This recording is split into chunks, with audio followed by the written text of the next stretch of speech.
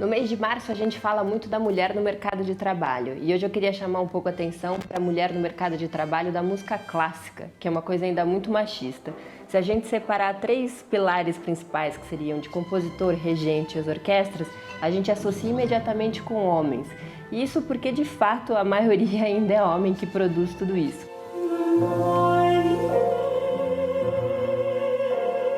Historicamente, na Idade Média, as mulheres não podiam ali participar do fazer musical.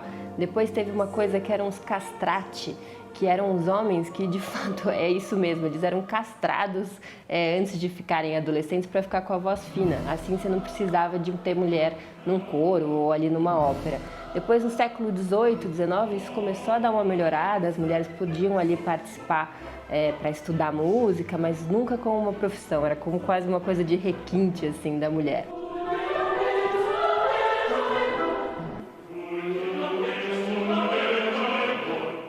Os maiores exemplos que a gente tem desse período é a Clara Schumann, que era então a Clara Wieck, que era uma super pianista e compositora, mas ela aí casou com Robert Schumann e aí parou de trabalhar e resolveu, enfim, se dedicar ao marido e criar os 7 filhos. E tem a Fanny Mendelssohn, também, que era irmã do Felix Mendelssohn, compositor famoso pelo tã-tã-tã-tã, que é a marcha nupcial. Aqui no Brasil, o maior exemplo é a Chiquinha Gonzaga, que, enfim, foi uma mulher à frente do seu tempo e quebrou várias barreiras.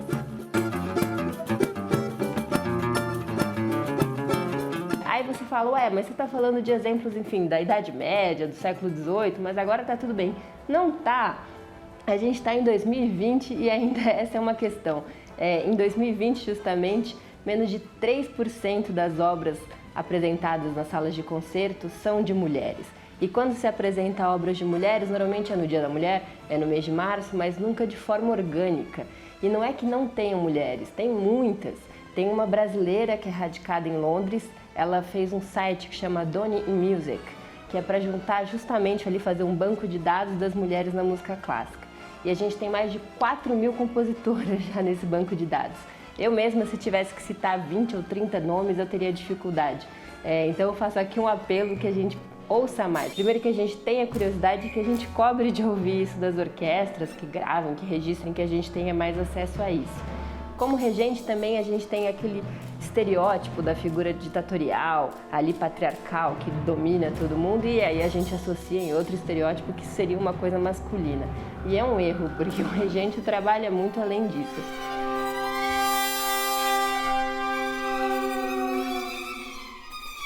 Aqui em São Paulo, a gente tem, enfim, um pouco mais de naturalidade com regente mulher, pela presença da Mary Alsop, que é uma mulher, assim, é a grande mulher regente, acho que da nossa geração. Acho que acostumou-se aqui em São Paulo a ter uma regente mulher. Mas mesmo assim, a gente só fica na Mary, a gente não tem muitos outros exemplos na programação. O próprio Teatro Municipal nunca teve uma ópera regida por uma mulher ao longo da sua história. Na orquestra, infelizmente, esse número também se repete. A média no Brasil de mulheres versus homens em orquestras é mais ou menos de 25%. Tem alguns dados muito assustadores disso. A primeira mulher a tocar na Filarmônica de Berlim foi em 1982. E na Filarmônica de Viena, até 1997, era proibido, não podia tocar mulher. Na década de 90, para um músico entrar numa orquestra, as audições começaram a ser feitas atrás de um biombo, e não só atrás de um biombo, como com um tapete no chão para não ouvir se a pessoa estava vindo de salto ou não, portanto para não saber se era homem ou mulher. A partir do momento que as orquestras no mundo inteiro começaram a adotar isso, mais mulheres começaram a entrar, porque as bancas normalmente eram formadas por homem e admitiam mais homens ali, porque, enfim, deviam achar que os homens estavam mais preparados para tocar numa orquestra que mulheres, para além do seu talento musical.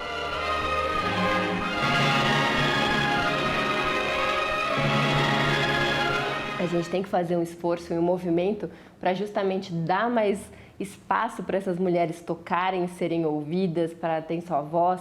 Em 2020 não é mais permitido que a gente ainda não tenha esse espaço.